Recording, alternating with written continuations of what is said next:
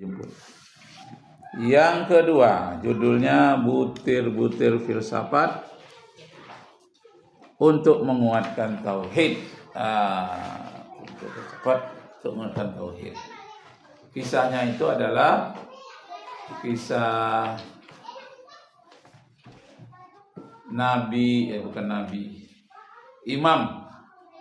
Imam Hanafi waktu kecil, umur 11 tahun. Abu Hanifah berdebat dengan kaum Ad-Dahriyun. Ad-Dahriyun itu bertuhan kepada waktu. Jadi waktulah yang berkuasa. Pisang dari dia muda, tua lalu menjadi masa. Kenapa dia jadi masa? Karena waktu. Waktulah. Buah kelapa sudah tua dia jatuh. Kenapa dia jatuh? Karena waktu. Jadi waktulah yang berkuasa.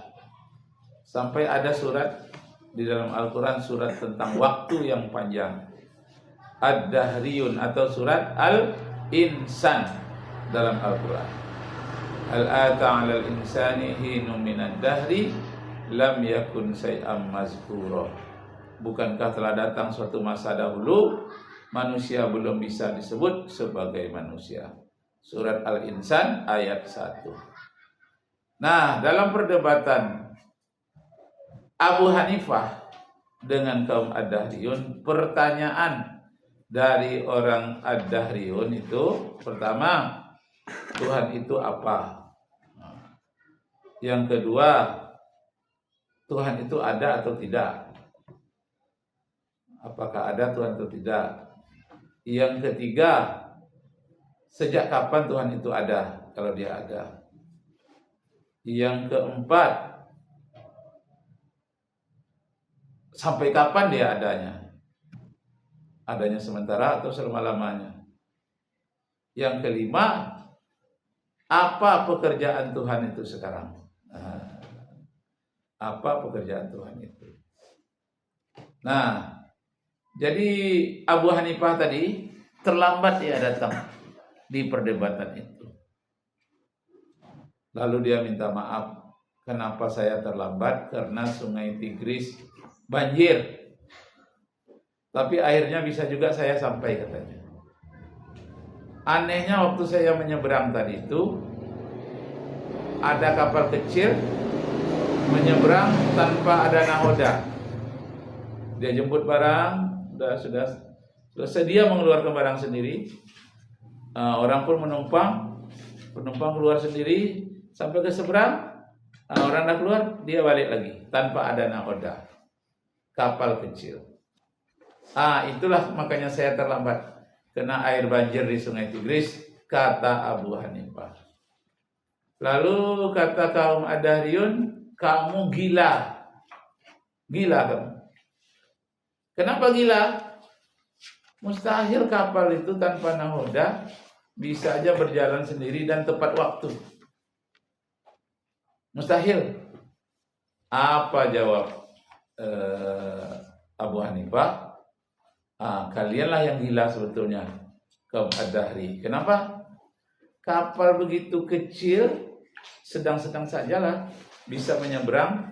Dia bongkar muat sendiri secara otomatis dan dia berangkat sendiri. Kalian tak percaya. Kenapa? Karena tak ada pengendalinya. Kapal itu harus ada nahodanya, ada pengendalinya. Kapal kecil saja harus ada pengendalinya. Bagaimana dengan alam semesta ini yang begitu besar? Tak ada kalian pengendalinya. Kalian tuh ateis, tak bertuhan. Alam ini otomatis dengan sendirinya bergerak. Tidak ada yang mengendalikannya. Jadi kalian yang gila, kata Abu Hanifah. Jawab kaum Ad-Dahriyun, kami tak percaya kapal kecil itu bisa dengan sendirinya bergerak. Kenapa kalian tak percaya kepada alam yang semesta ini? Begitu besar dan begitu rumit, tidak ada menurut kalian pengendaliannya. Kalianlah yang gila. Akhirnya terpukul mental orang Ad-Dahriyun ini. Iya ya, katanya.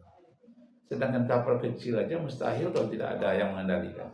Apalagi alam semesta ini begitu dahsyat, begitu rumit, sempat aja 1 detik tidak ada pengendaliannya, tabrakanlah benda-benda di ruang angkasa semua. Mustahil, tidak ada yang mengendalikan alam ini, tidak ada yang menciptakannya, mustahil. Lalu jawab apa? Jawab Abu Hanifah, nah, kalian sudah tahu bahwa mustahil alam ini tidak ada pengendalinya. Sekarang dijawab pula oleh kaum Ad-Dahriyun, sekarang aku tanyakan kepadamu, baiklah, Tuhan kamu itu ada jadi pengendali alam semesta ini. Pertanyaan kami berikutnya, apakah pekerjaan Tuhan itu sekarang? Apa pekerjaannya? Dijawab oleh Abu Hanifah, pekerjaan Tuhan itu sekarang ialah, karena waktu itu kan dia kecil, dia di bawah menjawab, sedangkan kaum Dariyun tadi di atas podium. Untuk menjawab pertanyaan terakhir ini katanya, karena enak untuk dijawab, biarlah saya yang naik ke atas, karena badan saya pendek. Tuhan kaum Ad-Dahriyun turun ke bawah, saya menerangkan dari atas. Yalah, nggak apa-apa, turunlah pimpinan Dahriyun tadi itu, naiklah Abu Hanifah. Apa kata Abu Hanifah? Coba kamu ulangi pertanyaanmu. Apakah pekerjaan Tuhan sekarang? Aku jawab, pekerjaan Tuhan sekarang ialah menurunkan orang yang salah, menaikkan orang yang benar. Tuhan itu menurunkan yang salah, menaikkan yang benar. Karena kaum Ad-Dahriyun kalian salah, kalian diturunkan oleh Tuhan, aku benar, dinaikkan oleh Tuhan. Pekerjaan Tuhan ialah menurunkan yang salah, menaikkan yang benar. Bertepuk tanganlah orang itu semuanya. Nah, pertanyaannya,